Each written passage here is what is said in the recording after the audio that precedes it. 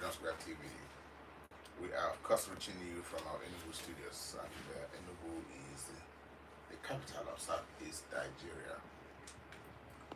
This conversation focuses on a highly important national event that just happened over the weekend, and that is the Anambra State Governorship election that took place on Saturday. And of course, the winner had been announced, and losers are actually gnashing their teeth, reviewing why it happened the way it happened. So this morning we'll be having a conversation around the review of the Anambra governorship elections. So the 2025 Anambra gubernatorial contest has come and gone, but certainly debates, implications, controversies, and lessons remain. Many are asking what went right, others are asking what went wrong, and yet others are asking how did INEC perform? What about security agencies, voter turnout, campaign rhetoric, logistics, technology, and the role of political parties? And importantly, what does this mean for the Southeast and Nigeria moving forward? To help us dissect these questions is a distinguished analyst, a man with data, a man with records. I often laugh when I say he's medical doctor turned analyst, and of course he is the secretary of the Guild of Public Affairs Analysts of Nigeria State Chapter. He's Dr. Chikezie Obasi. So I'm calling him Obasi. Doc, good morning and welcome to Beyond Headlines. Good morning, the Papa Knight, Chikezie Uchanyoke, PhD. Some of us may not know. Let me introduce him. That's right for He's the the Papa Knight we have in our midst, and he is incidentally the Vice President of the Guild of Public Affairs of Nigeria Enugu State Branch. It's just the least amongst many accolades he had acquired, Yes, I'm not interviewing, but I have to expose you to good morning, our viewers. Okay, please, can you give our viewers an overview of the election? I'm sure you monitored it, or what the atmosphere before, during, and after the polls. Okay, Anambra State election went as predicted. It was one election that virtually everybody on the street could predict, because the demise of Chikezie gave that election the cool or the easy, smooth ride for the incumbent governor. Before the death of Ifeanyi, we knew clearly. In fact, some people allegedly said that the day Ifeanyi died, that they threw up champagne, popped up champagne at government house. Because Ifeanyi was one man that was ready to give the governor run for his money. I must tell you that Anambra State people have not even analysts have not been so much impressed with the performance of the professor, renowned economist, the man that turned our CBN. So many of us haven't actually been so quite impressed the way he had been turning Anambra State to Dubai. Without sounding modest, we must take our jabs always, because many of us actually had high hopes in him, and they believe as a man that has been accomplished, or was accomplished at CBN, and with banding of a professor, Anambra would have been, Taiwan, Dubai, as he said during the campaign. So many of us don't forget that the journey for 1,000 miles begins with a step. This has not even begun. Okay.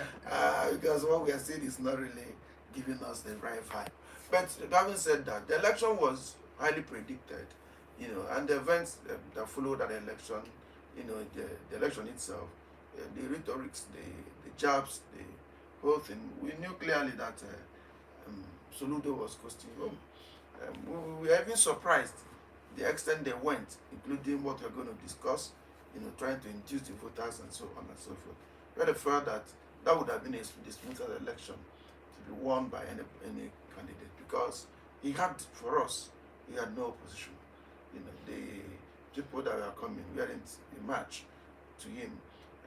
There are a lot of factors that constituted, took place in that election, or that, influenced that election. First is the zoning formula of Anambra State.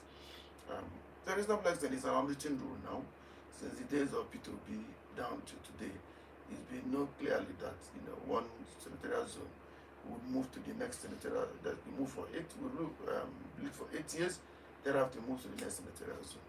And they've maintained that consistency. So it becomes a little bit difficult, for a candidate to outdo a governor who is not performing well. I said that upset could have been if Ifeanyi was there, because we saw the vibrancy with which he was coming. But Nicholas Okachukwu, despite the fact that he's been an APC candidate, they did not have that kind of, Igbo and they'll tell you agreement. The vibe was not there. The political class it wasn't there. So he found that it was a smooth run for the governor. And for some of us who followed the campaign, we weren't happy with the way Anambra State election went down, including a corner like, market women and so on and so on. But that's part of the election. However, I can tell you that the election went as smooth as predicted. One beautiful thing that contrasted this election from the last election we had in 2023 was there was no incessant, ballot snatching. Talking didn't go. The election was more or less peaceful across the states. Even in Ihiala and places that we had difficulty, navigating. Previous elections, we saw that this election we didn't see any of those. And I think this was first election in that state where we didn't hear no election, no referendum. There was nobody that asked anybody not to, come out to vote, to the best of our knowledge. Let me say the best of our knowledge is that it wasn't significantly pronounced in the media, both the print, social, and the conventional media. And then we didn't equally see communities where, communities where elections were not held due to overt, overwhelming insecurity. So we saw that the security men were on top of the game.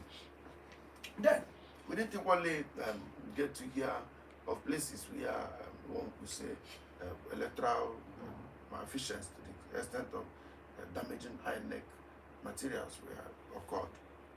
These are issues that I could say they were pluses. Then on the INEC side, you remember you mentioned logistics. On the INEC side, we must applaud INEC. There was an improvement on logistics.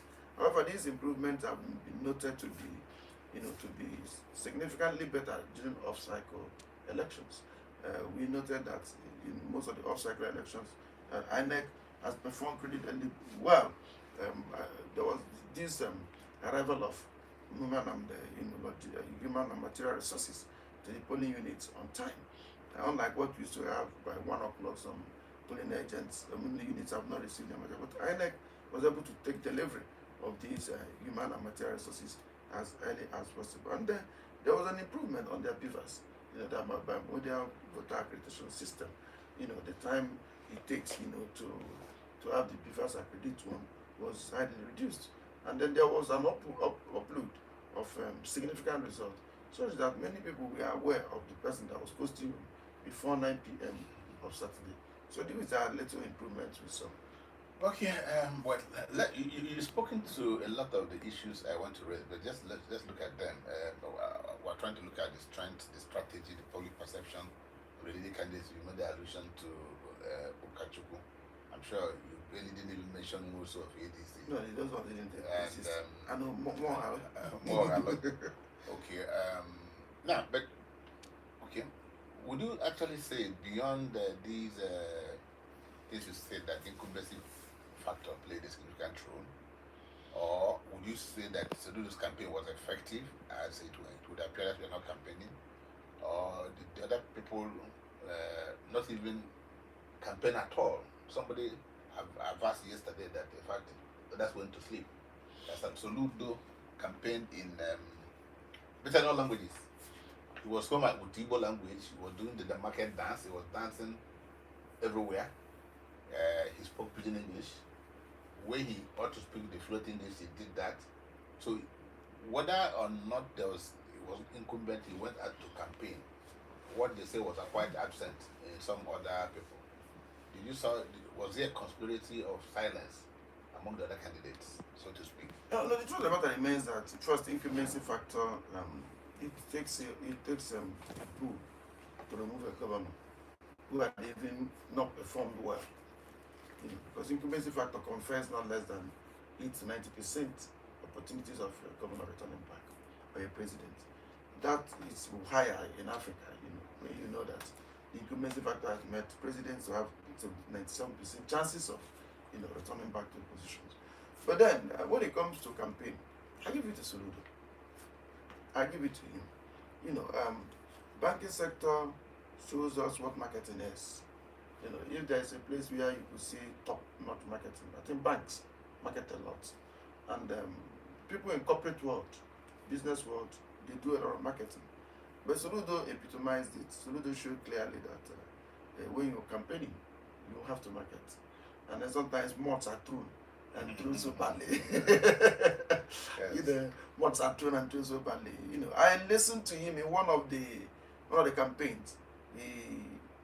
He was seated in an occasion, and one of the gubernatorial candidates entered, and he took the microphone, welcomed him well, and said that he learned that the opposition, the candidate, was planning to pick a form, to unseat him in Anambra State, in Oka, and that he was quite aware, that I'm paraphrasing him, he was quite aware that the man didn't mean removing him because both of them were friends, that he just bought the form for buying sake. I said, come on, this was a man marketing himself. Who are you to take microphone to a governor introduced you? You can't collect the microphone to introduce him back now. So he marketed himself very well. He demarketed his opponent so clearly that, and both of them, laughed and laughed. But that actually, you see, he utilized that opportunity to say to the public, for those who are not deep in understanding, will feel, since Soludo said after saying this man did not quarrel him, it means Soludo was saying the truth. And then, I love the way he went to the market. He was able to communicate to the ordinary citizen. I must tell you the truth. And that is what I feel, campaign should be. There was a place he was walking to, and saw men, playing drafts. And he sat down and then touched the draft. Okay. And I was honestly speaking, I felt like having money to contest with Google election. It was really good that he was able to touch, and he tried to address as much issues as he could think of, without fear. He was home and dry. You listen to him when he was on Channels Television, one of the popular television. He went to Channels, he went on my right. He was, just like Riley pointed out, he was everywhere, trying to market himself and trying to show what he could, he could do. I must give it to him. It's not just power of incumbency, which confers a lot of, opportunities, but he showed clearly that if you really want to be a governor, you need to step out of your comfort zone.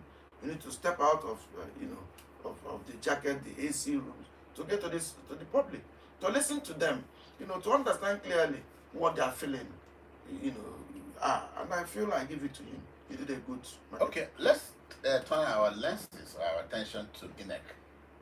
Even though you tried, but let's just look at it realistically. Of course, the Independent Electoral Commission in Nigeria is always central in elections. So, I want you to assess their performance. One, logistics.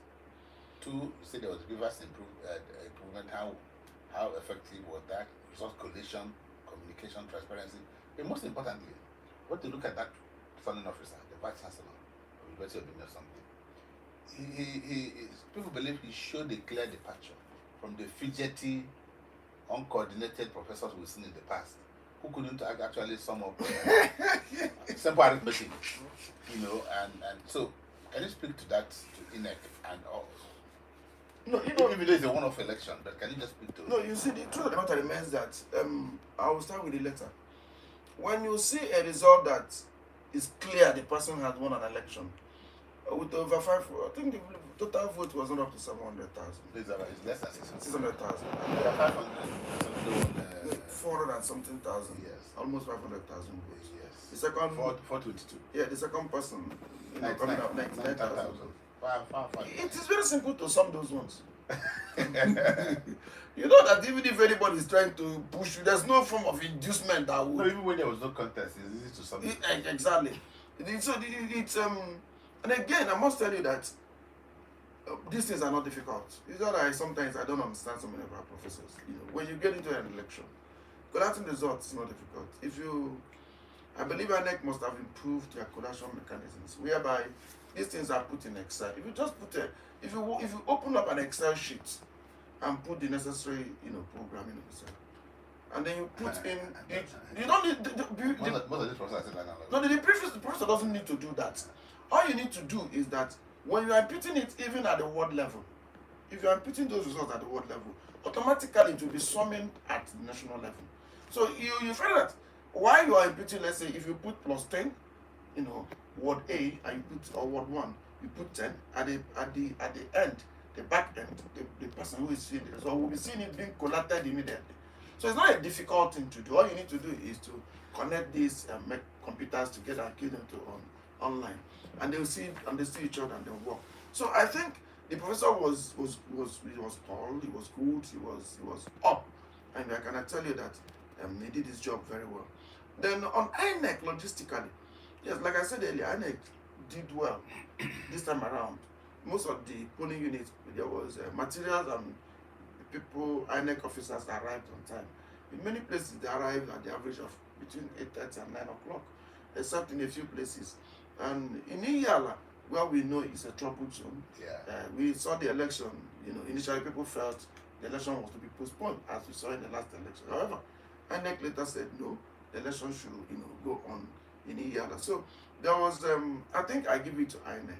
Then when it comes to collation, like I said, this election was not difficult to collate. Elections that are difficult to collate were elections where you have the opposition coming so close. The opposition wasn't coming close in this election, so collating the result wasn't a problem. Then Beavers, like I said earlier, Beavers was an improvement. I can tell you that in officers will say that INEC hadn't done well in the previous elections. Ever since they introduced Beavers, accreditation is becoming more and more easier. I believe that in the long run they will be able to impute information from the NIN to get the Beavers up and running better up than it is doing today. And then when it comes to you mentioned the issue of the uploads. Yes, the upload was good. There was a real-time upload of the results. People could see transparently, the results being coming, and there were fewer mutilations of results on once they uploaded. Not like what we saw in the previous elections, where you see 45 cancelled, and what you now see later on is 409. So in this case, we saw that most of the results that were uploaded were clean sheets. So it becomes a whole lot easier, both for INEC and then both for the candidates that lost the election. You can easily track where the election was lost. When it comes to which I believe we're going to still talk further, how the parties performed during the election day, and how they tried to woo candidates, voters to come to their end. We might begin to look at what we'll come to that shortly, but let's look at security. Many feared. I also was apprehensive, given the spate of violence that had characterized the previous elections in Anambra State. Like they're going to be a theater of that sort. And surprisingly, it was calm. How do you read the security agencies? No, Did you see an overload? No, let me know. I don't think. The federal government actually brought in an overload. Was that overload? Although I believe that those figures they banned may not be true. Why? What are you doing with more than 10,000 policemen in Anambra State? And I'm not arguing.